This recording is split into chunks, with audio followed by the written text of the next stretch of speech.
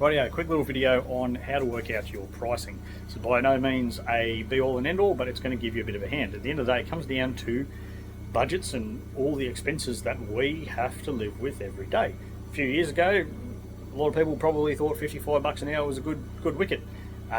People are finally realising that is crap money if that's your gross figure. Like you generally at $55 an hour, you're better off working for someone else by a long shot these days, especially. But anyway, we're not going to dwell on that. We're going to look at how you can actually come to some basic understanding of your expenses and therefore what you need to charge. And at the end of the day, the first thing, or the major deciding factor, is your rent, mortgage, housing, whatever you want to call it. Your cardboard box in the middle of Sydney for $800 a week. We're all in that same boat. If you're lucky to be in Gold Coast, Gold Coast or somewhere like that, happy days. You might be able to find something for $400 or $500 that is respectable as far as roofs above your head go. Maybe you can't. I don't know. I'm not a real estate agent. But bottom line, I reckon you're going to be spending somewhere around $600 to $1,000 a week on housing. I'm sure someone will go, oh, well, actually, I only spend, well, I don't care. For the purposes of this illustration, it's going to be somewhere around $600 to $1,000 a week, especially if you're in Sydney. Now, you can Google this. There's a way, I don't know, probably some people smarter than me to do with finances worked out that you can generally afford to spend 1/3 of your total household income to on housing, right? I think it was your total household income or as an individual, I don't know, but anyway, you'll have, this is rough maths. So let's say you are living alone, your mortgage or your rent is somewhere around $1,000 a week. That means to sustain that mortgage, you need to be pulling in $3,000 a week. Easy. All right, I can make $500 a day pressure cleaning. I'll pick up another $500 on the Saturday. There's me $3,000 a week. No, because that's your gross, not your net. This is what you need to take home. I'm pretty sure that's what you need to take home after tax as well. So really, you'd be needing to do, I don't know, $300 or something, right? But here's the other thing. Not only does the government want a cut, you also, so this is reverse maths. This is, if you're following along, I probably should have explained that at the start. We're adding to it rather than subtracting to it. But, I wish I made a script for this instead of making it up at the top of my head. But $3,300 a week before tax is what you need to gross. But no, you don't need to gross more because you're going to have business expenses. Now, things have changed from a little bit, so I'm going off older figures. But when I was relatively solo, or I was solo with a offsider occasionally, my expenses seems to hover around 30%. Sometimes get them down to around 20-25%, but generally speaking, it was around 30%. So we go another, I've done bad maths there, 30% on top of your $3,900 because the government wants at least 30%. If you're getting away with less than 20% marginal tax rate, you're probably struggling. Maybe, I don't know, I can't remember the brackets. 20%, yeah, anyway, whatever the brackets are. Let's say you're in the 30% bracket. No, it's 20%. 20% plus 10% GST. There we go. That's where I'm getting the figures from. So 30% tax rate. Oh, I'm really ranting now. But anyway, 30% tax rate. Then you've got your 30% expenses. So we'll round that up to $4,000 because I can't bother doing maths on $3,900. So you're going to need to gross $5,200 a week to be able to sustain around $1,000 a week in rent or mortgage or something like that. From there, there's other maths to do because every business is different. And so how you get that $5,200 a week, and of course that is assuming that your expenses are hovering around something like 30%.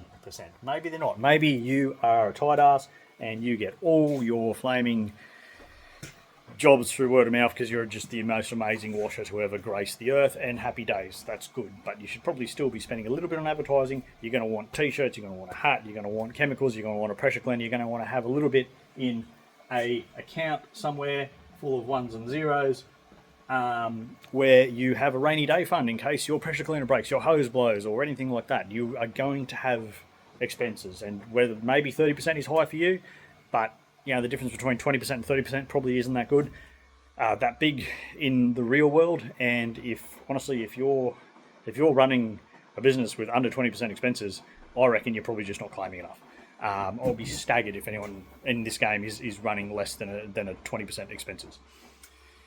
So now you can sort of divide that $5,200. The next thing people forget about, this will turn into a long video,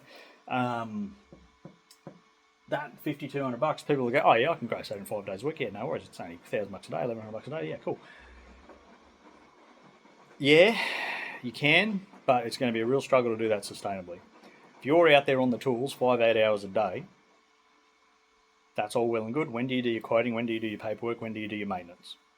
And if you're on the tools 8 hours a day, maybe you live 5 minutes away from where you work. Happy days. Maybe you're travelling half an hour each way, whatever.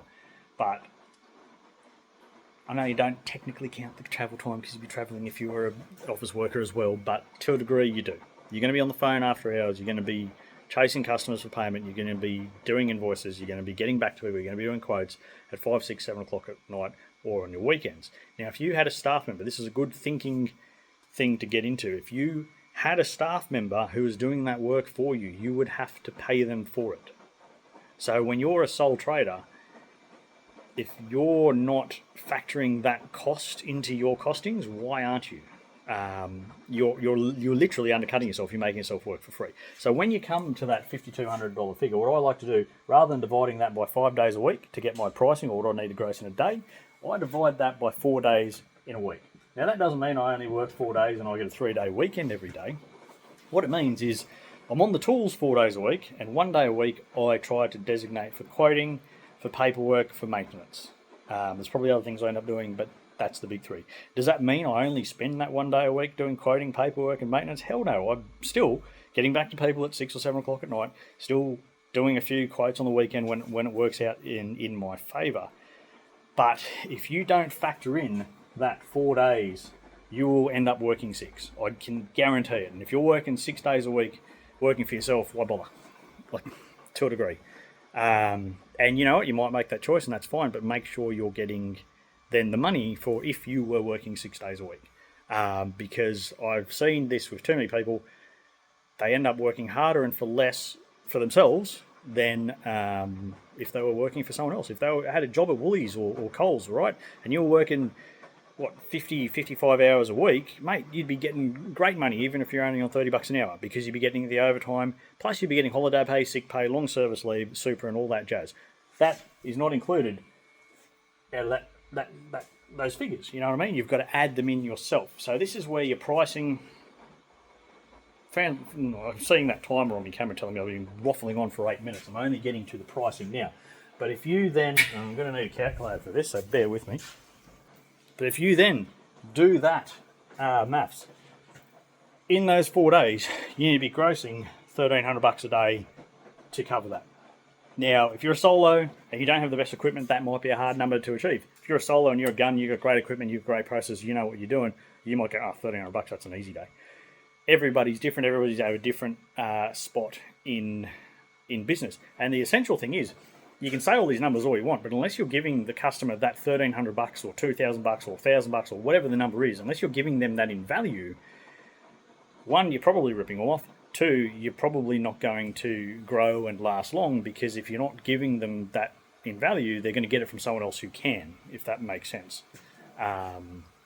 So to a degree, in your pricing, you have to think about what the job is worth. And so we can go the classic example without picking on anyone with a little Karcher or something. I know I like to joke about Karcher, but hey, we all start somewhere, and the machine I started with was a 9.5 litre piece of junk.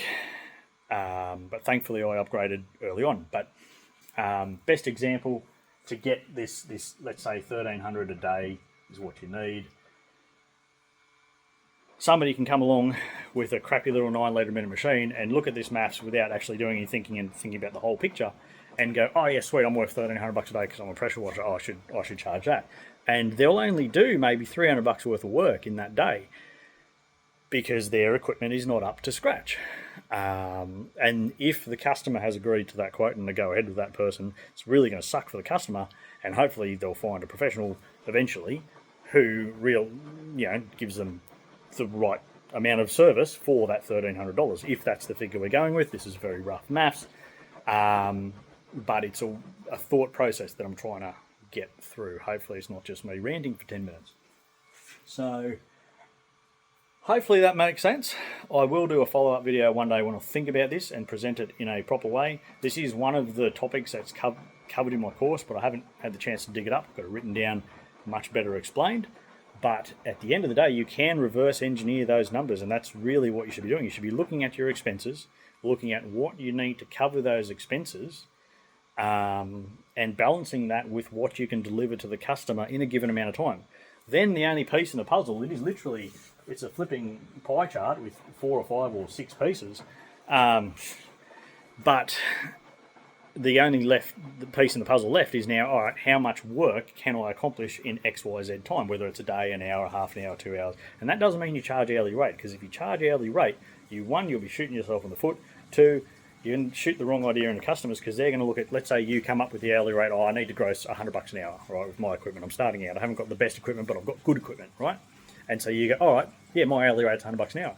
And then Billy Bob with his piece of junk Chinese 9 litre a minute machine goes, oh, well, my hourly rate's $55 an hour, Mr. Customer. Come and get me instead on $55 an hour. They go, oh, sweet, well, he's half the price, we'll go with him. Little does the customer know that they are 1/3 the speed of you at $100 an hour, and you would have worked out cheaper. So that is one reason you don't use hourly rates in this industry. 2, it punishes you for investing in your equipment and processes and being good at your job. If I can deliver to the customer in 1 hour what somebody else can deliver in 4, potentially to a higher standard as well, why would I not charge at least the same as old mate doing it in 4 hours? You know, there's no reason not to, because you've got those 30% in expenses to cover. And things like hoses, they aren't cheap. Once you've been in this game for a bit, you sort of, again, without picking on anyone starting out, but some people sort of go, oh, well, what's a good machine for under $1,000? And you're like, mate, my hose cost $1,000. So it's perspective. But the reason that hose costs $1,000 is because it is quality, it lasts a long time, and it allows me to deliver the work that is worth the couple of $100 an hour rather than the 50 or 60 or 80 or whatever it is. So they are tools for the job, and you need to factor in the costs of those tools, the costs of living, and come up with a number. So it's a hard learning curve. And I tell you what, I've been doing this 20-something years. I still second guess myself at some quotes. I've got a pretty good idea, I like to think, but some days you get to a quote and you think, geez, how long is that going to take? I don't know. You've got to have a go, and sometimes you'll underquote, sometimes you'll overquote. Sometimes you'll overquote and you'll get them and you go, oh, sweet. Sometimes you'll underquote and you'll get them and you go, oh, good grief, why did kill me now? But you deal with it, you suck it up, you do the job, you explain to the customer, look, underquoted, here's the bill, it is what it is, lucky you. Next time it'll be different, I'm afraid. We'll have to requote. And people understand that, people appreciate it. Sometimes people even offer you more if you're honest and upfront with them. So, but yeah, be honest and upfront with yourself. Don't work 6 days a week unless you're doing it just because you want the extra money. Don't do 6 days a week because you have to be working 6 days a week, and you are not allowing all that time for all those other hidden expenses. That is one massive trap I see people in all walks of the service industry, not just this, lawnmowers, cleaners, things like that. And we're only human, and everyone likes to throw around that buzzword sustainability, and you've got to build a sustainable business for your own sake and for your customers' sakes. If you deliver a good product wrapped in a service, those customers want to get you back every year for the next 5, 10, 15, 20 years, whatever it is. And if you burn out after 2 or 3 years and go, oh, it's not for me, there's no money in this, because you were disorganised and you weren't charging right, you're not doing yourself any favours, you're not doing your family any favours, you're not doing your customers any favours. And whether you've got a family or not, that's something you need to think about, because if you're too cheap, you're essentially going to a customer saying, hey, you know what, your family's more important than mine, I'm going to do this dirt cheap so that I can work harder and spend less time with the family. It's a weird way to think about it, isn't it? But sometimes you need a different perspective. I'm going to stop ranting now and go home. Hopefully this video helps somebody. If it doesn't, I'm sure you'll pick on me about ranting or something, but anyway, have a good one. Have a good, what's today, Tuesday afternoon. See you.